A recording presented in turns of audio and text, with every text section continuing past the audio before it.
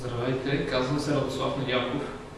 Имам около 15 години опит в финансите и в курса Финанси за менеджери ще се научим какво представляват финансовите отчети, как да съставяме финансови отчети. Ще научим основните финансови понятия, необходими ни за съставянето на финансовите отчети. Ще интерпретираме финансови отчети и ще изваждаме информация за състоянието на фирмите от финансовите отчети. Ще се научим да правим себестойностно ценообразуване, както и критична точка, особено в производствените фирми с много продукти. Ще се учим да създаваме система за отчетност и ще подпомагаме мениджмънта да чете тази система за отчетност.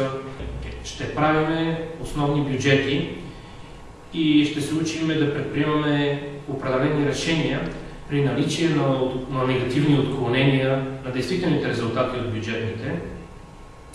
Ще ви покажа как се вземат инвестиционни решения. Ще се учим на модели и на методи. Ще ви разкажа за опита на някои фирми, техните успехи и техните проблеми.